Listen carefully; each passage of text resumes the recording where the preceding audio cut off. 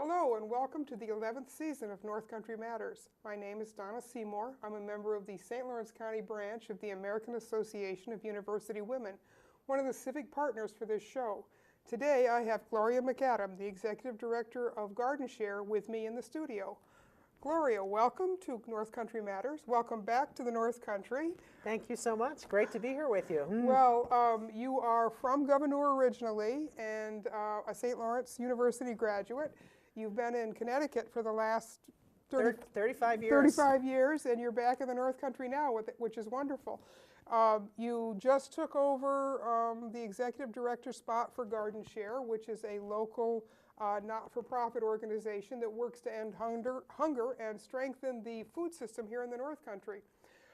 You're the third executive director of Garden Share. Why don't you give us a thumbnail sketch of the history and the mission of Garden Share, so for our viewers who may be not quite up to speed on what you do.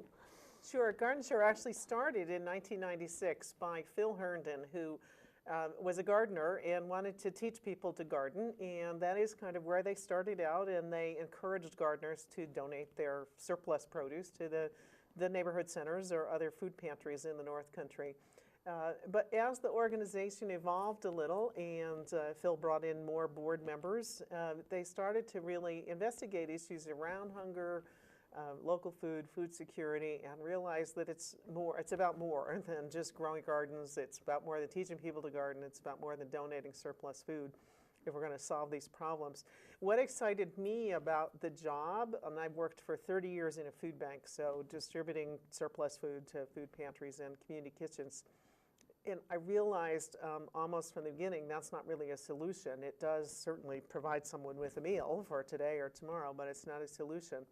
And I also had a little involvement in Connecticut with the local food movement, but what I saw was there was never a connection between those two. The local food movement usually meant middle class and well-to-do people got this wonderful, healthy, fresh, local, organic food, and poor people still got the junky food that was the cheapest and what they could best afford, and frankly what was usually donated too was not the fresh local food. So Garden Share, putting these two issues together, was very exciting to me. The idea of working with the local agricultural community, which obviously we have lots of here in St. Lawrence County, and figuring out how do we connect that to the low-income people and their needs for fresh, healthy food. And of course, one of the things that we know is, and especially a county like St. Lawrence, that where you have a big geographic area, but people are not concentrated in high density population areas in many parts of the county. There's a lot of food deserts and places where maybe the local gas station is where you are going for milk and eggs and bread and things like that. It's not a regular grocery store, so the fresh foods is simply not available on an everyday basis.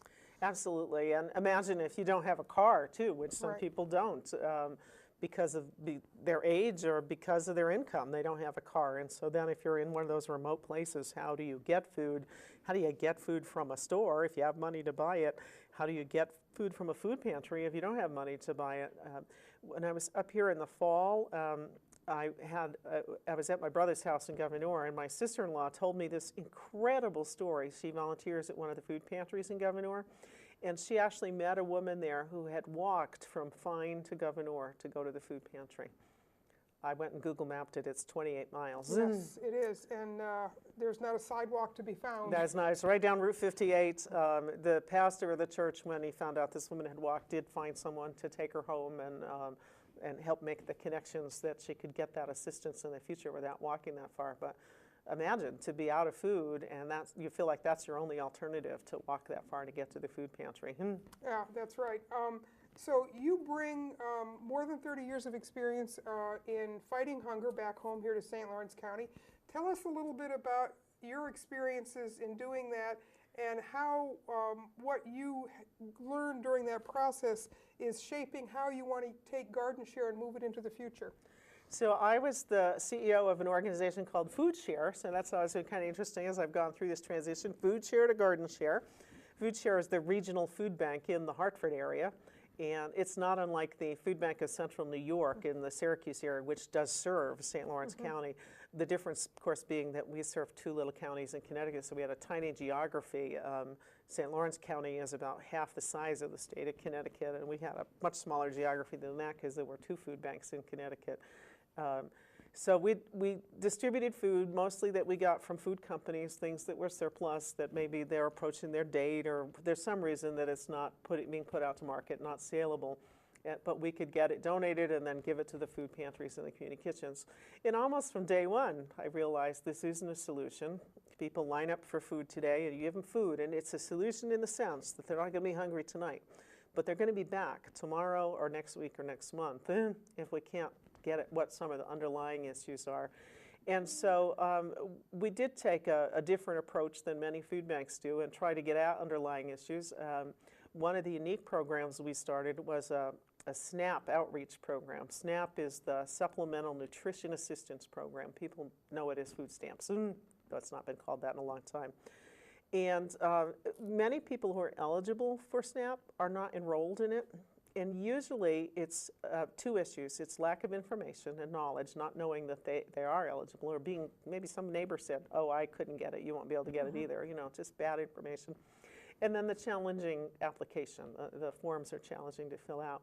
And what we did in Connecticut that was unique was we recruited and trained volunteers to get the information to people, to screen them and see if it looked like they were eligible, and then if they were eligible, to actually help them through the process of doing the paperwork and make sure they have all the things that need to go with it.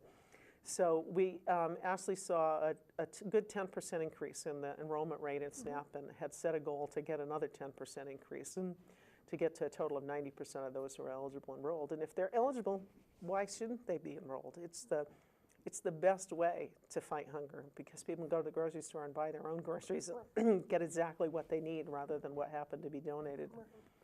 Actually, it's very similar in one sense to volunteers who are trained to help elderly and low-income people do income tax, because what we find is that when people are doing their own, they're not really understanding what they should be, the kinds of information that they should be including, and it shortchanges the county on the other end because of programs that we would actually be available to if the full extent of poverty were understood in the community.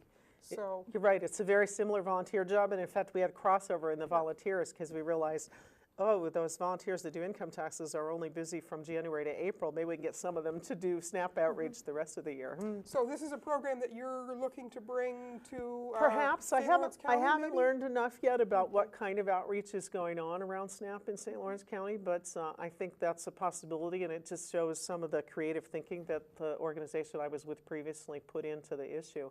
We also certainly worked on food policy issues, and that is one of our goals at Garden Share, is to start a food policy council, a county-wide one. And that would mean not just the agricultural policy, not just the farmer piece of it, but looking at things like school meals. Are the kids that are eligible for free lunch, are they also getting a free breakfast at school? And where do they eat in the summertime? We only have a few summer food programs for kids in this county. Not even every one of our larger villages has a summer food program, and then especially the kids that are more remote. Now, I've heard in other parts of the country about summer food programs that are on a school bus, basically. So they can go to these remote villages, and the kids get on the bus and they eat lunch, and because it's sandwich lunch, and then they get off the bus and the bus can go on to the next place. So and serve another community. Right. All of this with a mobile, like, kitchen type arrangement. Right. Mobile dining room. That's great. But using existing infrastructure, because the school buses are mostly sitting there in the summer, not doing anything. So you don't have to go invest in some fancy new truck or bus. And the one thing we know about the school systems is they know where every kid is. So they have a very, very good understanding of where people are and where the need is because of things that are going on in the school itself. Right. They know where every kid is, and they know where every kid that got that free lunch is, so that they can really target where we want to get in with food. So those are some food policy issues that people don't always think about. And if we got families on SNAP, if they're eligible, if we got their kids breakfast in school, if we got them summer food programs, maybe they wouldn't have to go to the food pantry so often. Yeah, right. There you are. And I think another vulnerable population that isn't always as aware of they could be about what their eligibility is are our senior citizens. So that's another population that is oftentimes eligible and for whatever reason doesn't take advantage of that program. You're absolutely right about that. And in fact, AARP has done a lot of work around seniors and hunger and doing outreach on programs like SNAP. It's a combination of not knowing about it, or in some cases pride or an attitude that says, no, other people need it more, I don't need it. And so we try to communicate to seniors, you know, you worked hard all your life, you pay taxes, so this program would be there for people when they needed it. If you need it now, That's right. you It's there should to be take, taken advantage you of. should take Right. advantage of it, because you paid for it as you were in the working class. So, you know, take advantage of this service because you need it now. That's right. You supported it then. It's time to Right. It's time to get the payback now. Right. Gloria, let's talk for just a minute about the size and shape of poverty and food insecurity, hunger that's here in St. Lawrence County. Give folks an idea of just exactly what we're talking about here at home. Well, I have a lot to learn in that area still. I've been away a long time, but I am astounded by the numbers of people using our food pantries, the numbers of kids that are getting free lunches at school. And I'm sure that some of the viewers have heard some of the recent publicity, especially not just St. Lawrence County. Half of the public school kids in the country are considered low income. So, and it's in And that's for the first time in 50 years that has actually happened. So we're talking about a real shift in people's ability to take care of themselves and to live by their own means. Right. Well, and of course, it's half of the kids in public schools, and some of that's because those who can't afford it have their kids in parochial or private schools, and so, but it makes it all the more important that our public schools are offering that lunch program and offering that breakfast program if that many kids, families are struggling.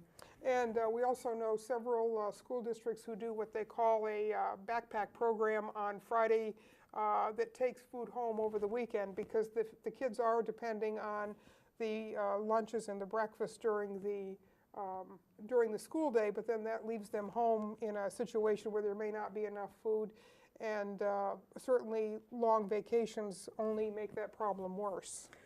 Vacations are the worst time. You know, people always assume that the greatest need for food is in the winter months when the heating bills are higher, and obviously here in the North Country, the heating bills are higher in the winter, but the greatest need in most communities is in June, July, and August when the kids are out of school. Because if that family depended on free lunch and free breakfast at school, and now the kids are home all day, and I don't know about you, but when my kids were home all day, they always seemed to eat more too. So, so I kind of got that. I always felt like my food budget was higher in the summer. It was easy to see that would be a big problem for everybody. One of the things that Garden Share has done a really great job at over the years is building and strengthening the community of people who are working on these issues that surround food, whether it's growing it, distributing it, reconnecting people to their food again, the localized, we see a relocalization of food, people really being concerned that their salad doesn't travel 1,500 miles to get to their plate, and as you say, actually feeding people. So how does Garden Share work with government and other community organizations to meet and address those needs? So a key thing we do working with government is that Garden Share is the one that runs the machines at all the farmers markets so that people can use their SNAP cards at the farmers market. And not only can they use their SNAP cards, but we've been able through private funding sources to be able to give them a bonus. So this past summer, if they spent $5 in SNAP, they got an additional $4 worth of food at the market. Unfortunately, I don't think the word's out there that well on that, because everyone I've talked to has said, really, I didn't know that. I didn't know I could use my SNAP card there, and I didn't know about the bonus, which makes it really doable to do that, and it supports the local farmers. And of course, one of the reasons that happens is that, you know, yes, I've read stories like that in the local media, but if you don't have extra money to buy the paper every day, you're missing out on those kinds of stories. So finding additional ways to outreach to populations that maybe don't have the more traditional media outlets covered would be an important part of making that happen. It would be, and we just did one little thing that I hope will help. We've printed up some postcard-sized cards that we're putting all of the holiday baskets in December. So all of the neighborhood centers in the county that did some kind of holiday program, they had this little card that described that your SNAP could be used. Of course, the only year-round farmers market is in Potsdam. Right. The rest won't be open until the spring. But And that's actually this is just the second winter of that, so it isn't something that we've had much of a tradition of using yet. Right, So. right. Another collaboration we do that's really interesting, I think, is that Garden Share raises money to provide essentially a scholarship for a low-income family that wants to buy a membership in a CSA farm, a community-supported agriculture. So that's that concept where you pay up front, you pay the farmer in the spring to get a share of his crops for the whole season. And because it's a pretty big chunk of money up front, that makes it hard for low-income people. The reality is chances are you'll get way more than your money's worth over the course of the whole growing season. But it's an investment. But it's an investment, Right. and so we raise money to essentially provide a scholarship for that. The family has to put some of their own money in. They got to have skin in the game too, but we'll help underwrite that membership in the CSA for them.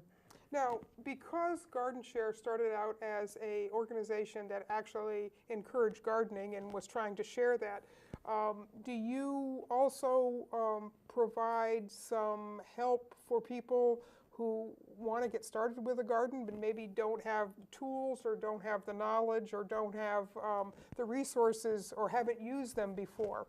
So in the early years, I know that Garden Share board members and volunteers actually did go install raised bed gardens in low-income families' properties.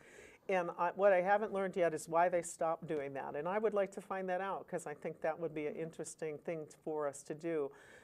But what we are doing is collaborating with groups like Cooperative Extension that teach those things. And hopefully we can figure out how to do that a little better. I'm also excited that both Cooperative Extension and Tawny are putting in these teaching kitchens so we can teach people not only how to garden, but maybe how to can and freeze their produce. Nice. Yeah, that's really, because again, we know anybody who has one zucchini plant will feed a neighborhood. Usually. So what do you do? What do you do with that leftover stuff? And there's only so much that you can give away to friends and family. And if you want them to stay your friends, that's yes. Right. That's right. So that's very important. So really, you're also involved then in by supporting community-supported agriculture. You're involved in the farm-to-table movement, and you're involved in the farm-to-school movement and some of these local food movements. You're also part of that larger effort that we see really beginning to take hold in lots of places in the country. Yes, absolutely. Garden Share was among the instigators of the North Country Grown Cooperative, which lets local farmers be able to sort of combine their resources and sell. So the colleges buy from North Country Grown, and there's certainly some others that buy from North Country Grown as well. And those are the kinds of things we'd like to see more of. You know, how do we build those connections to make our farms viable, Right. but make sure everybody can have access to that good local food? I was at a conference that was put on, I guess, about 3 years ago now, and I believe Garden Share was one of the coordinating bodies of that, but it was actually working with how to get school gardens in place, and then not just teach the kids how to raise vegetables, but make sure that that food actually went into the kitchen at the school, and then the kids were then actually helping to create some of the produce that went into their own meals. And that was a very well-attended conference, and we heard some really exciting things in some school systems that have done a very good job of putting those kinds of systems into place. One of the exciting things that we're doing this year is our Food Day Youth Summit will be in October, and that may be the conference you're referring to. We do it every couple of years, but we bring together high school students from across the North Country, from a 9-county region actually, for a day of hearing some speakers and taking part in some workshops, and the goal is for each school's team to come out with an action plan of what they're going to go back and do in their own school community. And some of them have started gardens, some of them have started doing fundraising events for their local food pantries. There's been quite a variety of projects that have come out of that. So I'm really excited to be able to work on that this year, kind of kicking off the work for an October event. And you know, you mentioned finding ways to raise money to support local food pantries and also to collect donations and what all. A lot of people don't realize it. I think there's 34 food pantries here in St. Lawrence County, and some of them are like run by neighborhood centers. Some are church-type groups. Some are just community people who've come together to try to help their neighbors. We've seen some of that work on college campuses because there are college students who often fall through the cracks of some of these programs. And I know the Food Bank of Central New York actually will go and put on programs for college students to explain to them if they're eligible and how to get SNAP benefits and other kinds of things, because it's a population that you don't normally think of as needing food, because it seems like if they're on a college campus and they have a meal plan, but a lot of those meal plans are not adequate for someone's needs.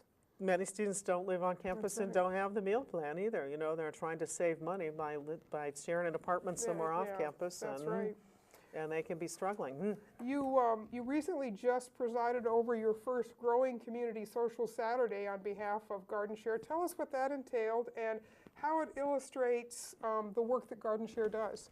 So our Growing Community Social is kind of our annual meeting, if you would, and we give an award, the Growing Community Award, each year to an individual or an organization that's doing something to improve food security in the North Country. This year we gave it to Dan and Mendy Martin, who run a farm stand out on Route 11B. It's not just about their farm and their farm stand, but how they've been involved in the community as well. They donate, and they have a program even where if you pick a certain amount for them, then you can get a certain amount to take for yourself. So kind of a work for food program, if you would.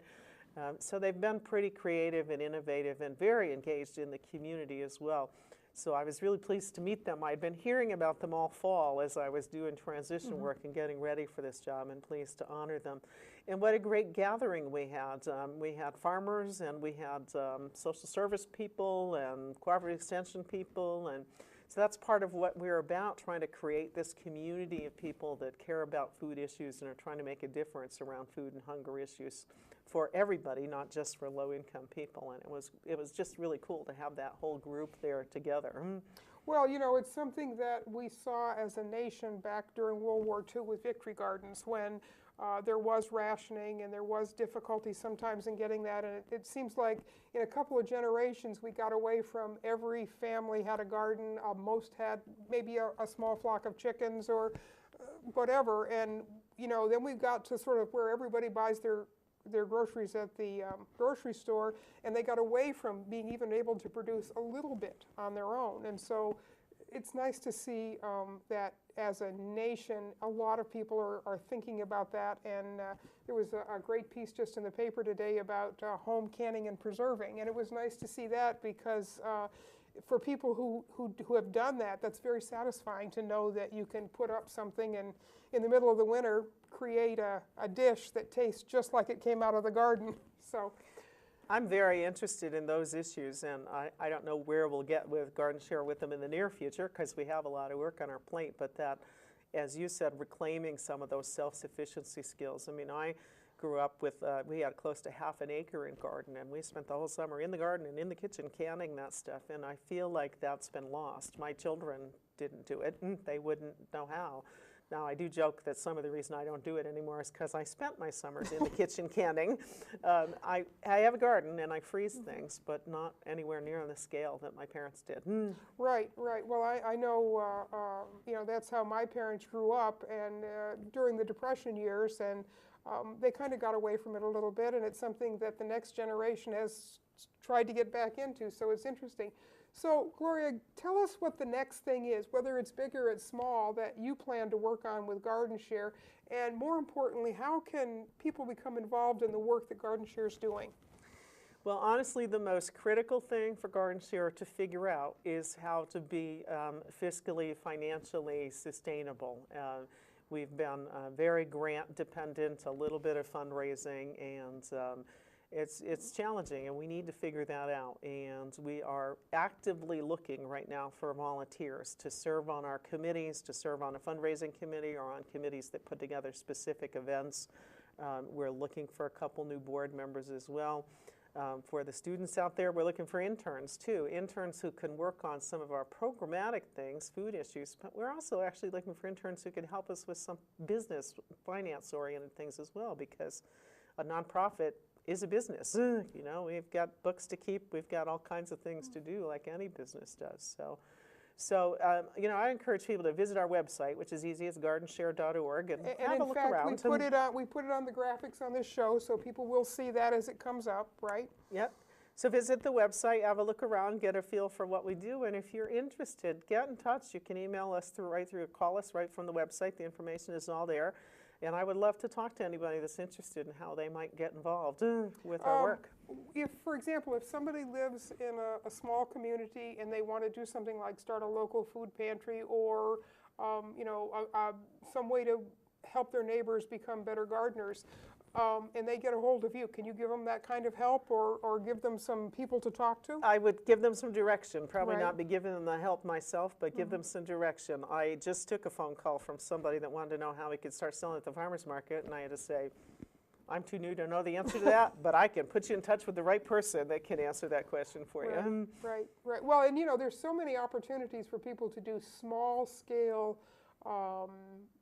farm type operations. They don't need a lot of land, and they can really specialize in something. So it's that marketing help. And again, as you say, with all of the college resources that we have here in this community and in this county, it would be great to be able to put some of those people together with some of the folks who are trying to do some of this marketing work, and we all benefit as a result. Right. Now, GardenShare is a staff of two, me and an associate director, kind of an office manager position. So really our job is to help put those collaborations together. It's, you know, I'm not going to have time to be out there teaching somebody to garden. I wouldn't even think I could do that. But I can bring the right resources together to make those things happen. And that's where the talented staff of volunteers comes in. Absolutely. So, well, very good, Gloria. It's been wonderful to chat with you. I am looking forward to paying attention to the GardenShare blog and seeing what you're writing about and what the plans are. We're going to actually be having one of your board members or one of your former board members in next week to talk to us a little bit more about the work that they've done previously on some GardenShare initiatives. So thank you for coming in, and welcome back to the North Country. Thank you so much. And we will look forward to maybe hearing from you again. Okay. Thank you. Well, our time is up. Thank you all. These conversations are a production of North Country Matters, produced here in the studios of WCKN on the campus of Clarkson University. This show is a civic collaboration between the St. Lawrence County branch of the American Association of University Women, the St. Lawrence County League of Women Voters, and the Communications and Media Department here at Clarkson. Until next time, remember, our North Country matters. And I forgot to put that on the closing, apparently, or they did. So thank you very much. It was great to